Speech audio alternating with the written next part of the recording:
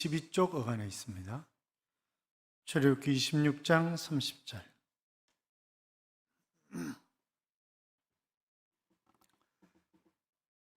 같이 읽겠습니다.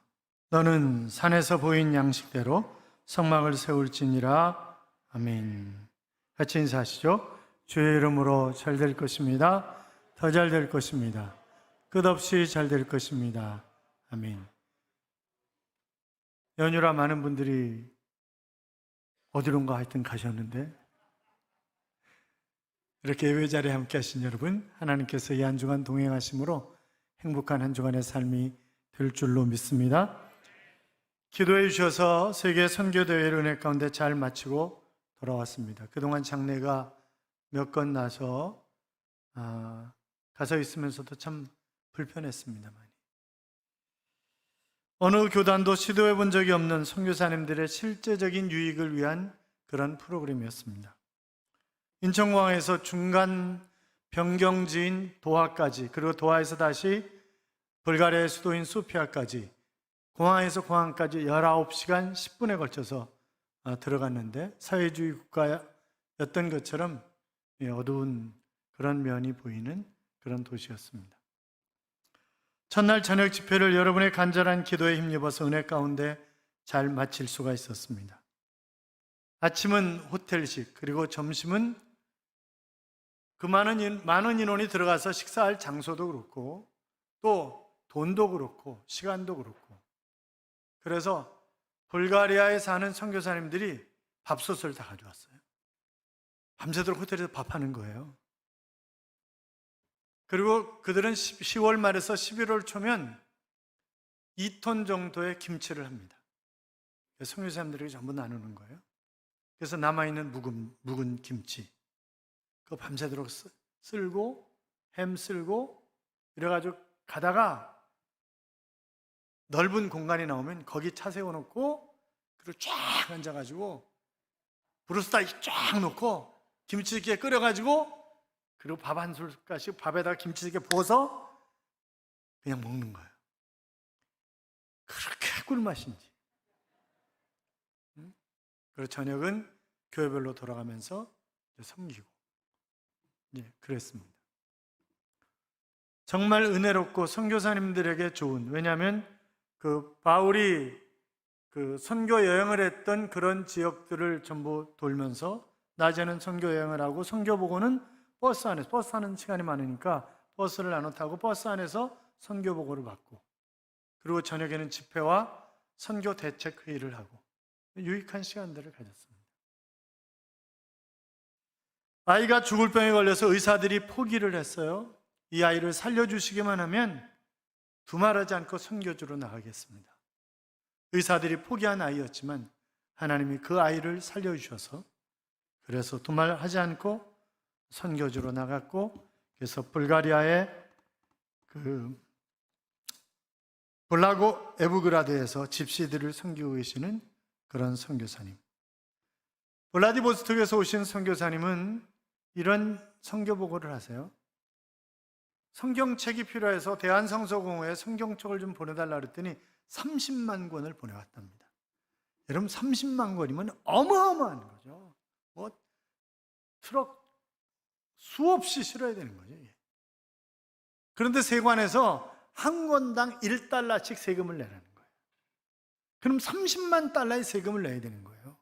아니, 돈이 어디 있어요? 그래서 간절히 기도했는데 세관장의 마음이 감동을 받았는지 1달러만 내라고, 30만 달러가 1달러로 바뀐 것입니다.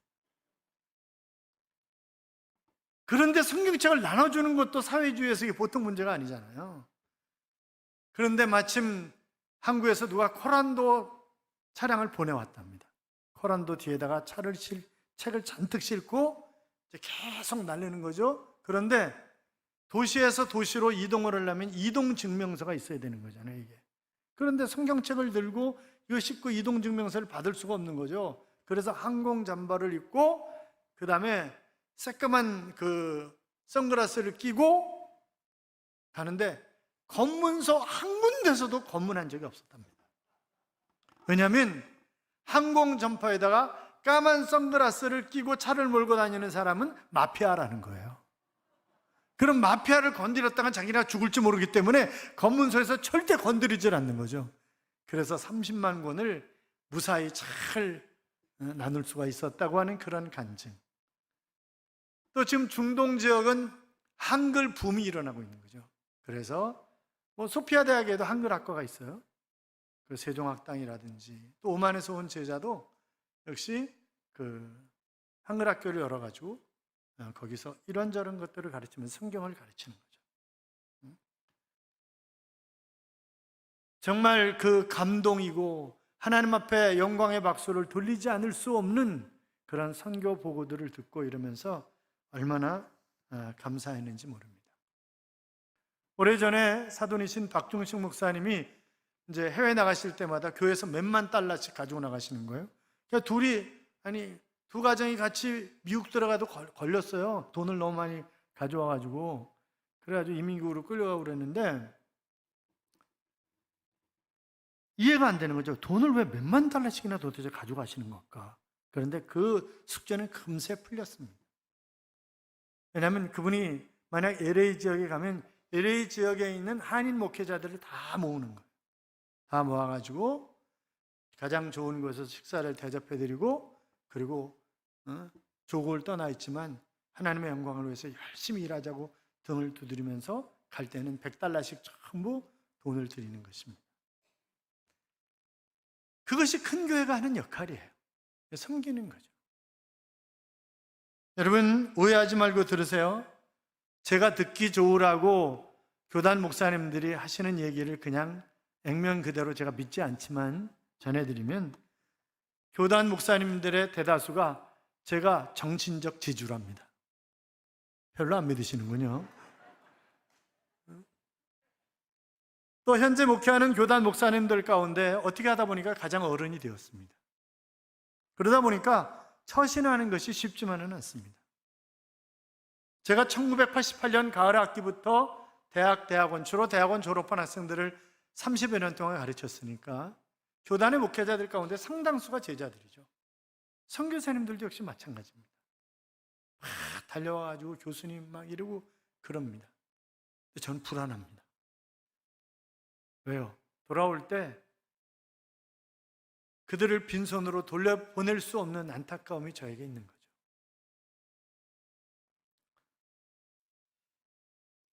사랑하는 성도 여러분, 이왕이면 여러분이 직장생활 하시는 분들 직장장도 되시고 믿음의 거부도 되시고 물질의 거부도 되셔서 평상시에 선교를 위해서나 또 제가 선교지에 갈 때 주머니 좀 풀으세요. 돈 얘기하니까 또 얼굴이 까매지신다 또. 감사합니다. 하나님의 은혜로 또 여러분을 잘 만나서 일할 수 있어서 얼마나 감사한지 모르겠습니다. 카피라이터로 뒤늦은 나이에 예수님을 만난 후에 막 전엔 찐빵이라든지 예수 안 믿으면 손해보는 77가지 이유라고 하는 그런 책을 써서 잘 알려진 이만재라고 하는 분이 계십니다. 이분이 예수 믿고 거듭나서 쓴 글에 보면 재미있는 얘기들이 많아요. 성경이 안 믿어지더라는 거죠. 여러분 교회 나와가지고 성경 읽어보세요. 창세기 1장 1절부터 펴놓고 태초에 하나님이 계시니라 빛이 있으라 하시며 빛이 있었고 안 믿어져요.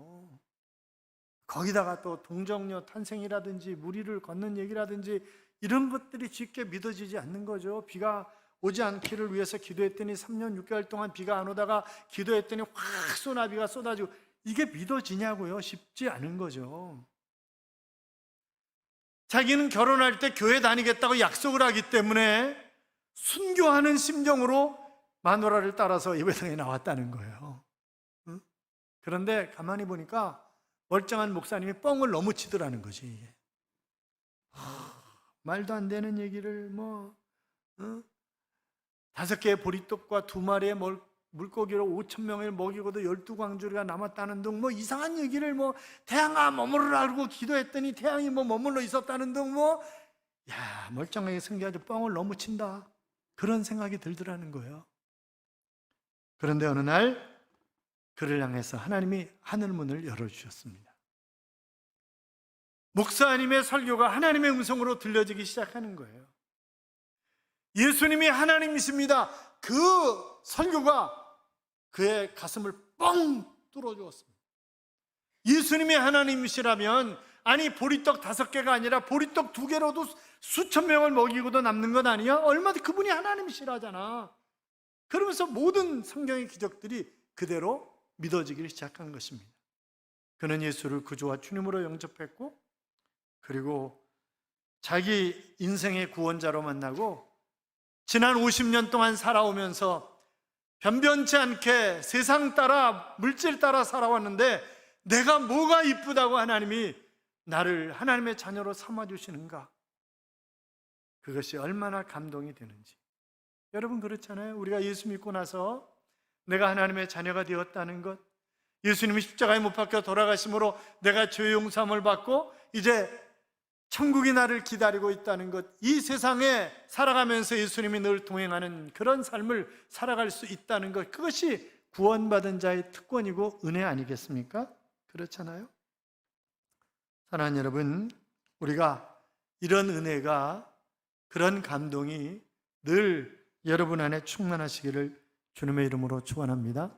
그래서 작은 예수들이 벌떼처럼 일어나서 이 구리를, 노원구를, 경기도와 서울시를, 아니 대한민국을, 전 세계를 뒤집어 놓는 그런 역사가, 하나님이 우리를 그렇게 사랑하셔서 사용하셔서 놀라운 일을 이루실 줄로 믿습니다. 자, 모세가 이끄는 이스라엘 백성들이 애굽을 탈출한 후에 홍해 바다를 기적처럼 건넜습니다. 그리고 시내산에 도착을 했을 때 바로 하나님께서 모세를 시내산 꼭대기로 불러 올리셨고, 그리고 가나안 땅에 들어가면 이스라엘 백성들이 어떻게 살아야 할지, 그리고 하나님 앞에 어떻게 제사를 드려야 할지, 그리고 바로 사람과 사람 사이에서는 어떻게 살아야 할 것인가에 관한 그런 율법들을 쭉 말씀을 해주셨습니다. 그리고 내가 거기서 너희를 만나리라, 그렇게 말씀하시면서 성막 설계도를 친히 하나님이 만들어 주셨잖아요. 그래서 필요한 일꾼들을 통해서 성막을 건축하는 그런 역사가 일어나는 것을 볼 수 있는데, 그때 성막을 건축했던 일꾼들이나 오늘 하나님이 교회에서 사용하시는 일꾼들이나 필요한 그런 일꾼들, 하나님 쓰시는 일꾼들이 있는데, 그러면 그런 일꾼들은 어떤 일꾼들인가? 첫째는 비전이 있는, 비전을 품고 있는 그런 일꾼들입니다. 어떤 일꾼들이요? 비전을 품고 있는 일꾼들이요. 자, 구약시대 성막 건축은 전적인 하나님의 아이디어였습니다. 하나님이 모세에게 친히 설계도를 주신 거예요. 보여주는 것을 우리가 계시라고 얘기하고 그것을 비전이라고 이야기를 합니다. 하나님은 성막을 어떻게 지을 것인지, 크기와 모양과 어떤 재료를 사용할 것인지 각각의 사용 용도까지 세심하게 설계도를 그려주셨습니다. 그 후에 본문에 보면 너는 산에서 보인 양식대로 성막을 세울지니라, 그렇게 말씀하셨으니까 보인 양식대로라고 하는 말은 내가 그려준 설계도대로, 그런 말씀이죠. 하나님 쪽에서는 하나님의 설계도, 즉 하나님의 비전을 보여주셨고, 모세는 그 비전을 받은 것입니다. 자, 모세의 비전은 누구의 비전이에요? 하나님의 비전이에요. 그래서 모세는 성막 건축에 있어서 보여주신 꿈을 가진 그런 일꾼이었습니다. 여러분, 열왕기서에 보면 솔로몬이 성전 건축을 합니다. 그런데 솔로몬은 비전 일꾼이 아닙니다. 비전 일꾼은 누구예요? 다윗이에요. 하나님이 다윗에게 성전을 어떻게 건축할 것인지에 관한 그런 설계도를 주신 거예요. 다만 솔로몬은 자기 아버지 다윗이 하나님께 받은 설계도를 가지고 그 설계대로 성전 건축을 한 것입니다. 그러므로 비전 일꾼은 누구라고요? 다윗입니다.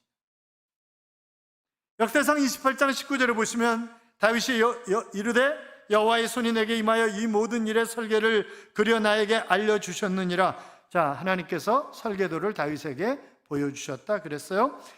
역대상 28장 11절 이하에 보면 다윗이 성전의 목도와 그들의 집들과 그들의 곡관과 다락과 골방과 속죄소의 설계도를 그의 아들 솔로몬에게 주고, 또 그가 영감으로 받은 모든 것 곧 여호와의 성전의 뜰과 사면의 모든 방과 하나님의 성전 곡관과 성전 곡관의 설계도를 주고 그랬습니다.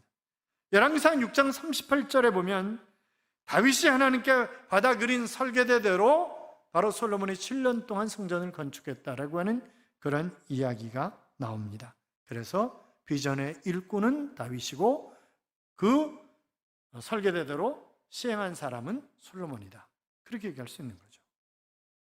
우리가 아는 대로 바울도 마찬가지요. 다메섹 도상에서 부활하신 주님을 만나기 전에 인간적으로 잘났다고 스스로 생각했던 사람이 바로 바울이었습니다. 아니, 바울 이전에 사울이었습니다. 무엇보다 혈통이 좋은 집안에서 태어났습니다. 사울 왕이 베냐민 지파잖아요. 이 사울이 베냐민 지파 사람입니다. 그 당시에 3대 도시, 그러면 알렉산드리아, 타르티스, 아테네, 이 세 도시가 3개 대학 도시다, 그렇게 얘기를 했는데 바로 바울은 타르투스에서 철학의 진수를 맛본 그런 사람이었습니다. 뿐만이 아니라 유대의 율법을 가말리엘이라고 하는 최고의 학자 밑에서 배운 그 문화생입니다. 그 당시에 로마가 세계를 지배하고 있는 그런 때잖아요. 그런데 그 로마의 시민권을 가지고 있는 몇 사람 안 되는 유대인 가운데 한 사람이 바로 사울입니다. 그래서 그 이름의 뜻이 뭐예요? 크다, 그런 뜻이에요. 그런 그가 내가 사도 중에, 아니 내가 성도 중에 작은 자이고 사도 중에 가장 작은 자이고 나중에는 죄인 중에 교수니라, 이렇게 변화될 수 있었던 이유가 뭐겠냔 말이죠. 인간적인 자랑, 어깨 피고 얼마든지 폼 잡고 잘 살 수 있었던 그런 사람인데, 그가 정말 생명 내걸고 복음을 전하고 죄인 중에 교수라고 하면서 아름답게 섬기는 그런 삶을 살 수 있었던 비결이 바로 하나님의 은혜 때문이었습니다. 하나님이 자기에게 주신 비전이 무엇인가를 알았기 때문입니다. 에베소 3장 7절에 보시면 이 복음을 위하여 그의 능력이 역사하시는 대로 내게 주신 하나님의 은혜의 선물을 따라 내가 일꾼이 되었노라. 자, 내가 일꾼이 된 것 하나님의 은혜 때문이다, 이런 고백을 하는 것입니다. 여러분, 이 은혜라고 하는 단어는, 히브리어는 바로 어떤 의미를 가지고 있는 단어냐면, 지위가 높은 사람이 허리를 구부려서 아랫사람에게 베푸는 것, 그것이 은혜예요. 받을 수 있는 자격이 없음에도 불구하고 윗사람이 아랫사람에게 호의를 베푸는 거예요. 여러분 생각해 보세요. 만약에 여러분이 열심히 일을 하는데 평상시에 대통령 자격도 없는 게 대통령이 돼가지고 꼴값을 떤다 막 이러면서 욕을 딜이하고 있었는데, 어느 날 내가 일하고 있는 자리에 윤 대통령이 찾아오셨어요. 그리고 당신같이 이렇게 열심히 일하는 분이 있기 때문에 이 대한민국이 희망이 있는 거라고 막 등어리를 두들겨주고, 그러고 가면 아마 며칠 사오 안 하실 거요? 그렇잖아요. 은혜의 힘입니다. 벅찬 감격, 은혜의 힘을 가질 때 이 세상을 살아가면서 보다 힘있고 행복하게 살아갈 수가 있을 것입니다. 여러분, 하나님이 우리에게 주신 비전을 생각해 보세요. 세계 선교의 전초기지, 그리고 인재를 양육해서 사회 각 분야에 하나님 앞에 영광을 돌리는 지도자로 우뚝 쓰임받는 우리의 자녀들을 키워내는 것, 그리고 젊어서 열심히 일하고 늙어서 편히 쉴 수 있는 노후가 편안한 교회를 만드는 것, 그것이 하나님이 우리에게 주신 3대 비전입니다. 감리교회 설립자인 웨슬레는 세계 선교의 비전을 하나님께 받고 세계는 나의 교구다, 그렇게 외쳤잖아요.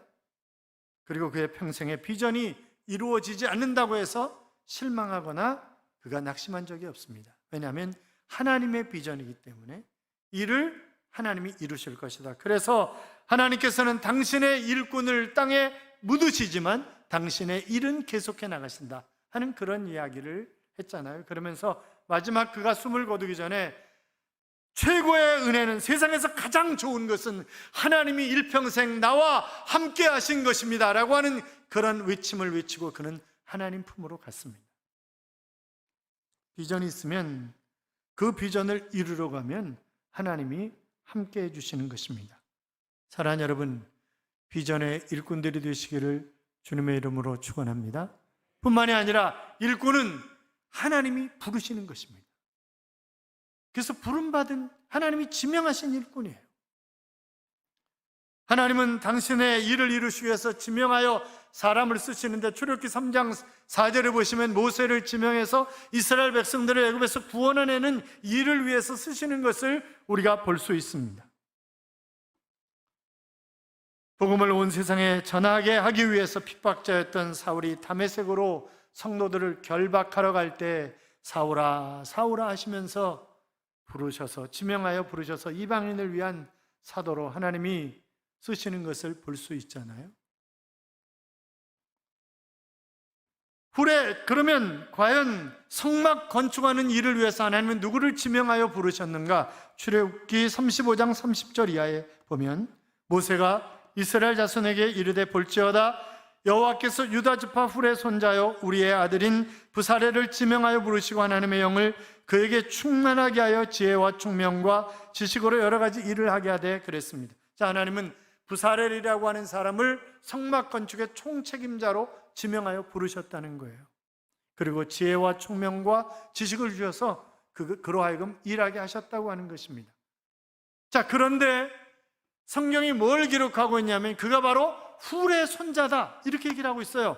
여러분, 훌이 누구예요? 출애굽기 17장에 보면 이스라엘 백성들이 아말렉과 전쟁을 할 때 승리하기 위해서 모세가 산 위에 올라가서 두 손을 들고 하나님 앞에 간절히 기도하잖아요. 손을 들고 기도할 때 승리하고 손을 내리면 전쟁에서 패배했습니다. 그래서 계속해서 손을 들고 있도록 아론과 또 한쪽에 누가? 훌이. 자, 그러니까 지금 굳이 훌의 손자다라고 하는 얘기는 훌의 믿음을 물려받은 그런 믿음의 사람이다, 신앙의 뿌리가 있는 집안 사람이다 라고 하는 그런 이야기를 하고 있는 거죠. 그를 지명해서 성막을 만드는 일의 책임자로 하나님이 세우신 것입니다. 사랑하는 여러분, 가장 필요한 일꾼은 비록 약하고 부족해도 하나님이 친히 부르셔서 그에게 힘과 능력과 지혜와 총명과 지식을 주셔서 그 일을 감당하게 하시는 것이기 때문에 그 일에 순종하는 그런 사람들이 아름답게 쓰임받는 것입니다. 그래서 출애굽기 35장 31절부터 35절까지 5절 안에 뭐뭐를 하나님이 하게 하시고 7번씩이나 나옵니다. 결국 하나님이 사람을 지명하여 부르셔서 일하게 하신다고 하는 그런 의미입니다. 자, 우리가 살아가다 보면 이런저런 그런 일들이 많이 생겨요. 고난과 역경 가운데 있을 수가 있습니다. 그럴 때 사람들은 대개 세 가지 부류가 나타나죠. 고난 때문에 튕겨나가는 사람들이 있습니다. 고난을 인내하는 사람들이 있습니다. 그런데 튕겨나가지도 않고 인내하지도 않고 주둥이만 툭 튀어나온 사람들이 있습니다. 그렇죠? 입만 툭 튀어나온 사람들이 있어요. 여러분, 헌법에 말의 자유가 보장되어 있지만 그러나 말의 자유를 다 사용할 수 있는 사람이 있나요? 어느 아내가 남편 앞에서 자기가 하고 싶은 말을 다 하는 사람이 있나요? 어느 남편이 아내 앞에서 자기가 내뱉고 싶은 말을 다 내뱉는 그런 사람이 있나요? 쉽지 않아요. 직장 상사 앞에서 상사가 틀렸다고 말을 다 내뱉습니까? 못해요. 부교육자들이 제가 마음에 들까요? 마음에 안 드는 일이 굉장히 많을 거예요. 그러나 말을 다 못해요. 그렇잖아요. 근데 요새는 이상한 애들이 있더라고. 선생님한테 하고 싶은 얘기 다 해요. 사람들이요, 자기가 하고 싶은 얘기 딱 쏟아놓는 그 대상자가 있어요. 누구예요? 하나님이에요. 하나님 앞에 다 쏟아놔요. 여러분, 하나님이 동네 북이야. 여러분, 높은 사람이 북이에요. 북. 그래서 우리나라에서 제일 욕 많이 먹는 사람이 누구예요? 윤석열 대통령. 대통령 되자마자 임기 시작하면 하기 전부터 욕하기 시작해, 사람들이. 그렇잖아요. 그러면서 덜 나쁜 놈 뽑았더니 역시 나쁜 놈이라고 그러는 등 하여튼 별 얘기를 다 해요. 좀 기도해주고 지원해주고 적극적으로 협력하고 그러면 얼마나 좋겠어요. 그런데 동네 북이야. 최고의 동네 북은 하나님이라니까요. 그래서 하고 싶은 얘기 다 해. 하나님 왜 이럽니까? 내가 뭘 잘못했어요 도대체? 왜 이렇게 고난입니까? 왜 이렇게 힘듭니까? 왜 나만 이렇게 외롭습니까? 막 쏟아놓는 거잖아요. 그러니까 하나님이 없다고 생각하면서 사실은 잠재의식 속에 하나님이 있는 것으로 인정을 하는 거예요. 그 다음에 누가 북이에요? 교회가 동네 북이야. 여러분, 다른 종교 믿는 사람들 욕하는 거 보셨어요? 거의 없어요. 교인들이 오래 살아요. 왜 오래 살아요? 욕을 하도 많이 먹어가지고 오래 살아. 그래서 오래 살아. 또 교회 때문에 이런저런 얘기. 그러면 내가 하나님의 자녀답게 살지 못해서 하나님의 자녀답게 살라고 하는 그런 충고구나, 그렇게 생각을 하고 그것을 잘 받아들이는 거예요. 감사함으로. 그리고 그를 위해서 더 많이 기도해주고, 그도 하나님의 자녀로서 아름답게 살아갈 수 있도록 복음을 전하고, 그게 우리의 삶이 아니겠습니까? 아마 하나님이 절대 안 계신다라고 믿는다면 욕하지도 않을 거예요. 그렇잖아요? 내가 책임지고 나로 모든 것이 끝난다 그러면 굳이 욕할 필요 없는 거죠. 자, 우리는 어떻든 간에 하나님이 지명하여 부르신 하나님의 자녀이기 때문에 하나님의 자녀답게 삶을 살아가야 하는 것입니다. 그래서 이사야 43장 1절에도 보면, 야곱아, 너를 창조하신 여호와께서, 하나님 나를 창조하셨다는 거예요. 너를 조성하셨다는 거예요. 지명해서 너를 불렀다는 거예요. 그래서 너는 내 거라는 거예요. 그래서 하나님이 책임져 주시겠다, 그런 이야기를 2절부터 쭉 하고 계시는 것을 우리가 볼 수 있잖아요. 하나님이 여러분을 지명하여 부르신 줄로 믿습니다. 그러니까 내가 하나님께 지명받은 일꾼이에요. 그러니까 얼마나 감사해. 그렇잖아요. 너무너무 감사하지. 세 번째는 감동된 일꾼이 있습니다. 어떤 일꾼이요? 감동된 일꾼이요.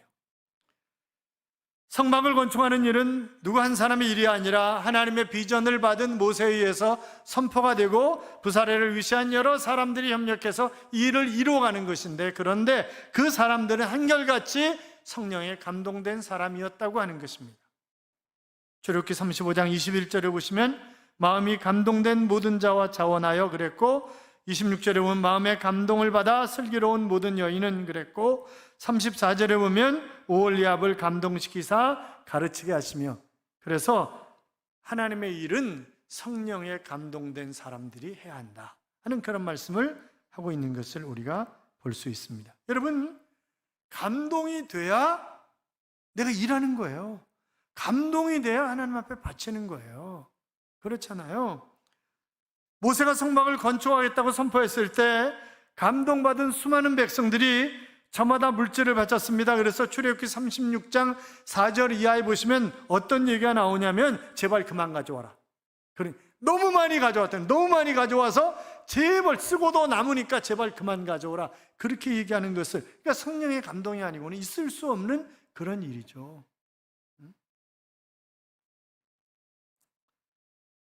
사랑하는 여러분, 그러면 이스라엘 백성들이 이렇게 가져올 수 있는 것이 어디 있었겠어요? 있었어요. 왜요?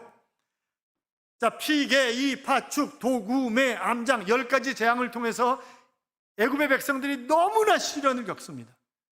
제발 빨리 나가라고, 제발 빨리 나가달라고 그러면서 자기들이 가지고 있는 거 다 주면서 빨리 나가라고, 제발 좀 빨리 나가라고. 그래서 이스라엘 백성들이 다 가지고 나온 거잖아요. 하나님은 성막 건축을 위시한 이스라엘 백성들이 살아갈 수 있도록 이미 준비 작업을 하신 것입니다. 자, 그렇기 때문에 우리가 어떤 상황 가운데 있든지 내가 부족함이 아니라 성령의 감동을 받지 못했기 때문에 불평과 불만이 나오는 것이지, 그렇잖아요. 어떤 사람이 고객들이 주유소를 다시 찾지 않는 이유를 조사를 했어요. 그랬더니 1%가 다시 우리 주유소에 안 오는 이유가 돌아가셨기 때문에, 3%는 이사 갔기 때문에, 5%는 다른 주유소와의 친분 관계 때문에, 9%는 가격 경쟁력 때문에, 14%는 상품에 대한 불만족 때문에, 68%는 직원들의 불친절 때문에 다시 안 온다는 것입니다. 여러분, 그렇잖아요. 어느 가게 가도 직원이 불편하면 다시는 내가 여기 안 온다, 그렇게 생각하잖아요. 그래서 교회도 안내위원이 굉장히 중요해요. 안내위원이. 그러니까 내가 이 교회를 다시 올 거냐 말 거냐, 처음 온 사람이 30초면 결정이 난다는 거예요. 30초면 이 교회 다시 오고 싶다. 아니면 오늘로 땡이야. 오늘로 땡이야. 30초면 결정 난다는 거예요. 그래서 안내위원들이 굉장히 중요해요. 그러니까 안내위원들도 이렇게 딱 말을 시켜봐가지고 그분이 경상도 분이면 안내위원 가운데 경상도 분이 얼른 달려가는 거예요. 내가 고향이 부산인데 집이 어디세요? 이러면 고향 사람이네 이러고 그래봐. 그러면 그 사람이 얼른 마음문을 확 열지 않겠어요? 그렇잖아요. 네? 그렇게 해야 되는 거예요. 제가 오래전에 삼각교회 있을 때 한 집사님이 사택으로 찾아온다고 전화가 왔어요. 이제 예배 11시 예배 끝나고 오후 예배 드리는 사이에 사택에서 그때 모양신이나 이런 게 잘 준비되어 있던 때가 아니니까 이제 오신다는 거예요. 근데 와가지고 무릎을 꿇고 그러는 거예요. 목사님, 떠나라고 하시면 떠나겠습니다. 그러는 거예요. 그래서 왜 그래요, 집사님? 목사님이 2주 동안 제가 교회 들어가고 나올 때 눈을 맞춰주지 않았습니다. 여보, 생각을 좀 해봐요. 교인들이 우르르 나오는데 악수하면 눈은 벌써 뒷사람한테 가 있어. 뭘 눈을 맞추고 안 맞추고야. 도대체 정신이 있는 거냐고 없는 거냐고. 그리고 막 뭐라 그랬더니 목사님 제가 잘못했습니다. 그리고 그러더라고요. 중계동에 교회 있을 때는 중계동은 불암산 밑에 있었기 때문에 그 뒤에 배밭 이런 것이 있었어요. 그런데 유초등부 부장이었는데 다음 주부터 교회 안 나온다는 소리가 들리는 거예요. 왜 그러냐 그랬더니 저 때문에 안 나온다는 거예요. 그래서 제가 그 부교육자한테 금요기도 시간에 설교하라 그러고 제가 절대 간다고 그래가지고 제가 붙잡거나 전화하거나 안 그래요. 왜? 자기가 뭔가 신앙생활 여기서 하는 게 안 맞으니까 가는 거잖아. 붙잡으면 뭐라 그러겠어요? 내가 가려고 그랬는데 목사님이 붙잡으니 어쩔 수 없이 남은 거야.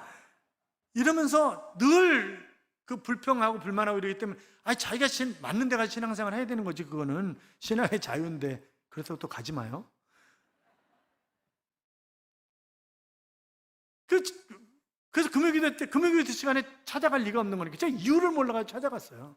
그래서 금요기도 시간에 들어가니까 깜짝 놀란 거죠. 그래서 집사님, 아무리 생각해봐도 집사님이 그만 교회를 떠나는 이유를 난 모르겠어. 나한테 설명을 좀 해봐. 그랬더니 목사님이 저한테 대단한 놈이라고 그러셨잖아요. 그러는 거예요. 가만히 생각해보니까 제가 그 부인한테 그때가 배꽃이 한참 필 때였어요.